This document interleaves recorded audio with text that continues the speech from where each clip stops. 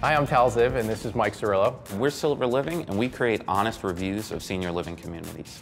I'm Nikhil. Nikhil, Tal. Nice to meet you. So tell us a little bit about what you're working on. I was running a solar company in Hawaii, and my grandmother was in Florida, and she started to need more care. So we started looking into it remotely. I actually took the trip out to Florida, visited a bunch of places. You couldn't even get pricing on the phone. They want you to come and visit them. He happened to be at Oyster.com at the time, which does expert reviews of hotels. So I started griping to him. I had a lot of experience there as far as gathering this kind of high-touch content at scale. I started doing a bunch of guerrilla type research on them. That's what you do today, and you hope that you pick the right place. This is our product. What we are is the only unbiased source in the market for this information. So we do very high-touch reviews on these communities. We have mystery shoppers that visit each one. We send our own photographers in to take honest photos of each one so that the consumers, which are families looking for care, can basically see an unbiased view on our site. The biggest player in this space is called A Place for Mom. You can't find out anything on A Place for Mom that's not directly from the sales team of the community.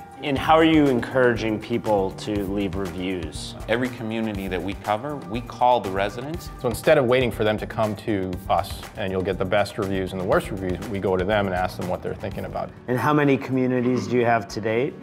So far we have agreements to do over 1,100, and we've covered so far just New York, New Jersey, Connecticut, which is about 50. So do you guys have any sense of the quality of the information you're collecting and how much people might be willing to pay for it? We have arrangements with the actual communities for move-ins, for referrals. So as we help you find a place for your grandmother, let's say, if she moves into the community, we'll get a cut of that first month's rent. And how are you getting customers into the door? We have been almost entirely paid marketing. So we're getting about $2,000 for a move-in and we're paying about $1,000. Do you spend a lot of effort acquiring the customer? Absolutely. They find Absolutely. their facility and then that relationship is over. How does you getting one customer reduce your future customer acquisition cost? Or does it not? Or don't you know?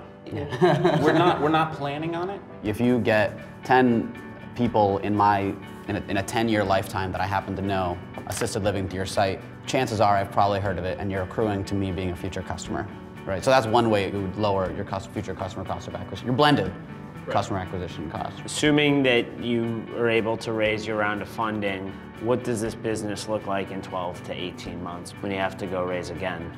If we do. When you do. Yeah. I mean, so we're profitable on our paid marketing right now. What we need to spend money on is our content for nationwide coverage and being able to scale that marketing. Cool.